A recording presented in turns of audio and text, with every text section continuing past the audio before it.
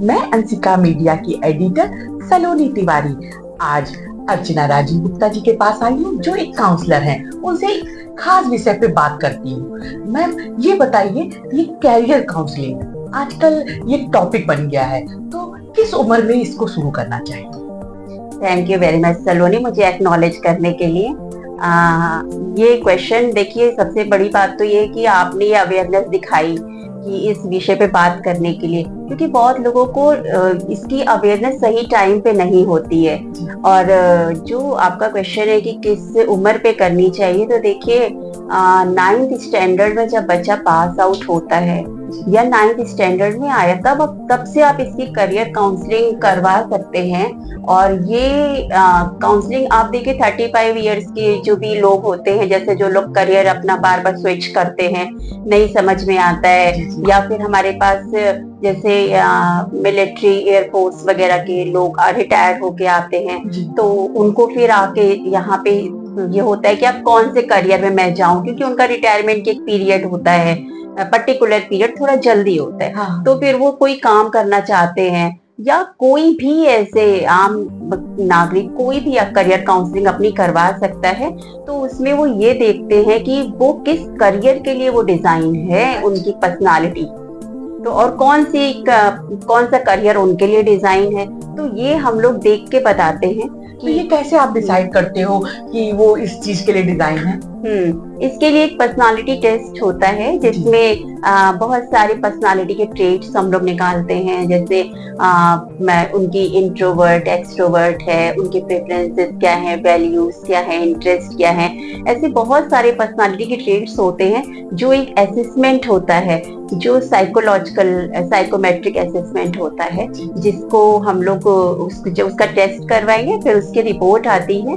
तो उस रिपोर्ट को देख के हम उससे मैच कराते हैं कि कौन सी पर्सनालिटी के लिए वो उनकी पर्सनालिटी डिजाइन है, कौन से करियर के लिए, और कौन सा करियर उनके लिए डिजाइन है। दोनों एक दूसरे के कॉम्प्लीमेंट्री होंगे ना, तब उनका जो लाइफ है ना बहुत अच्छी फ्लो करेगी, करियर फ्लो करता है। अदरवाइज वो स्टक होते रहते हैं, मन नहीं लगता है, मोनोटोनस लाइफ लगती है। तो मतलब हम कह सकते हैं कि किसी उम्र के लिए बांधा नहीं जा सकता कि कैरियर काउंसलिंग किस उम्र में करनी चाहिए, किसी भी उम्र में जब व्यक्ति को जरूरत महसूस हो, ऐसा कह सकते हैं हम लोग? हाँ, थोड़ा अगर 9th स्टैंडर्ड के बिलो होंगे तो थोड़ा सा यहाँ पे नहीं करवाना चाहिए, क्योंकि बच्चों का इंटरेस्ट बदलता रहता है और भी ऐसा ट्रेड्स बदलते हैं। बट जब 9th स्टैंडर्ड में आता है तो हमें सब्जेक्ट सिलेक्शन की भी जरूरत होती है, तो फिर यहाँ पे आपको जरूर से जरूर गाइडेंस ले लेना चाहिए। आज के जमाने में आज के युग में कितनी जरूरी हो गई है कैरियर काउंसलिंग? कैरियर काउंसलिंग तो सलोनी बहुत जरूरी है आजकल, क्योंकि हम एक छोटा सा अगर अपने लिए कोई डेस्टिनेशन भी प्लान करते हैं ना छुट्टी में, तो हम कितनी सारी प्रिपरेशन करते हैं कि वहां पे क्या क्या पहनेंगे, कौन से होटल में रुकेंगे, कितनी सारी प्लानिंग हम और आप करते हैं। बट जो करियर जिसके साथ में हमें पूरा जीवन अपना निर्वाह करना है और खुशी के साथ करना है, तो उस पे तो प्लानिंग हमें जरूर करनी चाहिए कि हमें हर दिन सुबह उठ के रजाई छोड़ के और अपना एसी, अपना कंफर्ट जोन छोड़ के भागना है, तो उसके लिए क्यों ना हम तैयारी करें। तो बहुत ज्यादा जरूरी है कि आप इसके लिए इस पे कंसीडर करें कि करियर काउंसलिंग आपके लिए जरूरी है, और आप किस करियर में फ्लो में जाना चाहते हैं, जिसमें आपको मजा आना चाहिए, काम ऐसा होना चाहिए। और पेरेंट्स कितने अवेयर हुए हैं इस कैरियर काउंसलिंग को लेकर?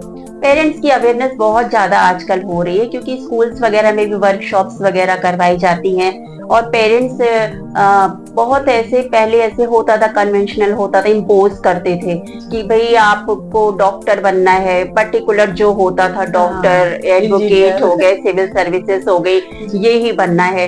तो अब ऐसा नहीं है, अब बहुत सारे ऐसे करियर है, हम लोग पर्टिकुलर कुछ ही नाम जानते थे तो उसी पे इम्पोज कर दिया जाता था। अब 12,000 करियर, बहुत सारे करियर, एक करियर के अंदर भी कई ब्रांचेस हैं, उसमें भी बहुत ज्यादा अर्निंग हो सकती है, हम उन पे नहीं अपना फोकस करते हैं। तो वहां पे आप जाके देखिए तो उस एरिया में भी आप उतना ही कमा सकते हैं जितना आप इंजीनियरिंग फील्ड में जाके कमा सकते हैं, बस हमें अवेयरनेस नहीं होती है। बट हाँ, आजकल पेरेंट हमारा बहुत अवेयर है। मैम, बच्चों और पेरेंट्स को आप क्या मैसेज देना चाहोगे कि करियर काउंसलिंग के लिए वो क्या स्टेप उठाएं? कोई मैसेज? देखिए, करियर काउंसलिंग इसलिए करवा लेनी चाहिए क्योंकि आप अपने बच्चे को जो जैसे ना बंदर को आप कभी उड़ने को नहीं बोलोगे, मछली को कभी है ना? जी, हाँ, हाँ। तो जो जहाँ के लिए बना है वो वहीं पे अच्छा काम करेगा। तो इसके लिए कि मेरा यही मैसेज है कि आप ज़रूर से ज़रूर एक करियर आपकी समझ लीजिए करियर कुंडली होती है वो। मेरे शब्दों में ऐसे तो जी। रिपोर्ट आती है काफ़ी पेजेज़ की, तो वो अगर आप अपने पास में रखेंगे तो आप लाइफ टाइम उसको मैच करा सकते हैं कि ऐसा नहीं कि पर्टिकुलर आपने जब अपनी करियर काउंसलिंग करवाई तभी आपको पर्टिकुलर करियर के लिए ही उसमें रिपोर्ट में पता चलेगा। आपकी पर्सनालिटी तो वैसी ही रहनी है ना, तो लाइफ टाइम वो रिपोर्ट आपकी चलनी है। तो जब भी आपको करियर स्विच करना हो या बहुत लोग ज्यादा अर्न कर लेते हैं तो लगता है अब मैं पैसा और भी कहीं जगह लगाऊं, तो हम क्या करते हैं कि उस रिपोर्ट पे जाके देख लेंगे मैं पैसा लगाने तो जा रहा हूँ लेकिन मैं देख तो लूं मैं उस करियर के लिए बना हूं कि नहीं। तो फिर से आप जाके अपने रिपोर्ट को देखिए, आपको खुद उसमें से देखना भी सिखाया जाएगा कि आप कैसे अपनी पर्सनालिटी को चेक करेंगे कि आप किस करियर के लिए डिजाइन है। तो ये रिपोर्ट कैसे निकलती है मैम? रिपोर्ट पर्सनालिटी टेस्ट होता है, साइकोमेट्रिक टेस्ट होता है। वो बेसिक हमारे कानपुर में अवेलेबल है?